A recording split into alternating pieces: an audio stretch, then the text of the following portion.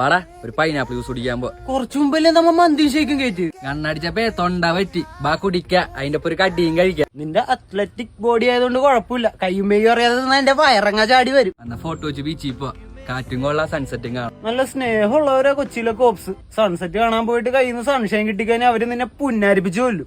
Acid നീ പിടിച്ചു. ആരെന്ന് കിട്ടിയാലും നമ്മൾ ഒരുമിച്ചേ കൊണ്ടുപോകും. എനിക്ക് പട്ടം മേടിച്ച് പറപ്പിച്ചാലാ. നിനക്ക് എന്താടാ പൂസേ?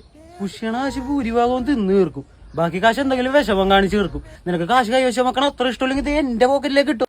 പുഷ്യത കാശേ കൂട്ടി വെക്കരുത്, അതെ പൊളിച്ച് തന്നെ തീർക്കണം. കേട്ടിട്ട് എന്റെ തല പൊളിയാണ്. കുറച്ച് ദിവസമായി വഴിയെ പോണ കമ്പനിക്കാരെയൊക്കെ പിടിച്ചു നിർത്തി നിർബന്ധിച്ച് ഷോട്ട് കൊടുക്കണം, OCB കൊടുക്കണം.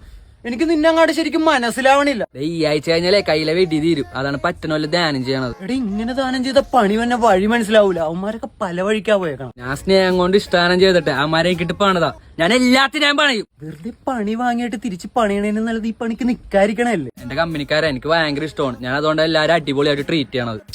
പക്ഷെ എനിക്ക് എല്ലാരും അറിയാം, ഇപ്പൊ കൂടെ നിൽക്കണ നീ വരെ നാളെ എന്റെ കാശില്ലെങ്കിൽ എന്റെ ഒപ്പം ഉണ്ടാവൂല. ഞാൻ കൂടെ നിക്കണത് നിന്നെ മുതലെടുക്കാനാന്ന് നിനക്ക് തോന്നിയിട്ടുണ്ടെങ്കിൽ മോശമായി പോയി അപ്പൂസേ. മര്യാദക്ക് എന്നോട് സോറി പറ. സോറി, നീ രാത്രി ബിയർ അടിക്കാൻ വരണ്ട. അല്ല അങ്ങനെയല്ല, ബിയർ അടിക്കാൻ പോകുമ്പോ ഞാനും വരാം. നീ തെറ്റിയിരിക്കല്ലേ, എന്നെ കൊണ്ടുപോകില്ല. നിന്നെ കൊണ്ടുകൊണ്ട് ഞാൻ പോകോളെ. നീ ശരിക്കും മണ്ടനൊന്നുമില്ലല്ലേ?